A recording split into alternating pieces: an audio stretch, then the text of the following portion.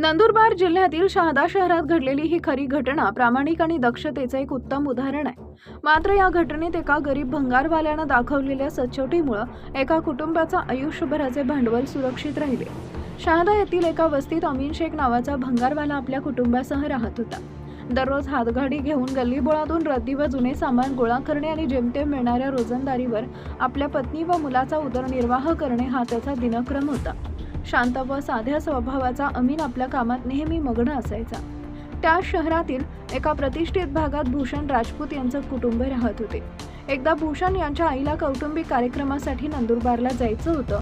त्यासाठी त्यांनी मुलीच्या लग्नासाठी जपून ठेवलेले सुमारे 10 तोळे सोन्याचे दागिने, ज्याची किंमत आजची सुमारे 16 ते 17 लाख रुपये होती, एका कापडी पिशवीत भरून कपाटाजवळ जुन्या वर्तमानपत्राच्या ढिगाऱ्यावर ठेवले। ऐनवेळी त्यांचा जाण्याचा बेत रद्द झाला, पण दागिन्याची पिशवी हातीवरच राहिली।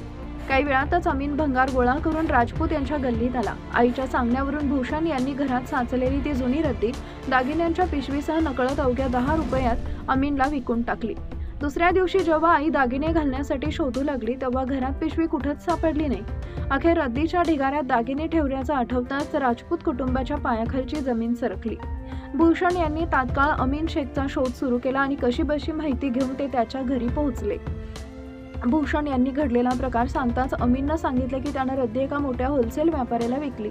अमीननं स्वतः पुढाकार घेऊन भूषण यांना व्यापाऱ्याच्या गोदामात नेले आणि भंगाराच्या ढिगाऱ्यात शोध सुरू केला। तितक्यात अमीनला आठवले की घरात लहान मुले रद्दी चाळत असताना त्यांनी लगेच घरी पत्नीला फोन करून विचारले, तेव्हा पत्नीनं सांगितले की रद्दीत एक कापडी पिशवी सापडली होती आणि त्यात दागिने असल्यानं तिनं ती कपाटात सुरक्षित ठेवली आहे। अमीन शेखनं राजपूत कुटुंबाला घरी नेऊन 16 लाखांचे ते सर्व दागिने एका क्षणाचाही मोह न धरता सुपूर्द केले।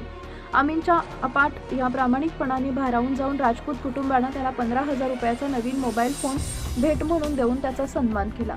ही घटना एका बाजूला अमीन शेख यांच्या प्रामाणिकपणाला सलाम करायला लावणारी आहे, तर दुसऱ्या बाजूला घरातील जुने सामान किंवा रद्दी विकताना प्रत्येकानं किती सतर्क राहिलं पाहिजे याचीही जाणीव करून देते।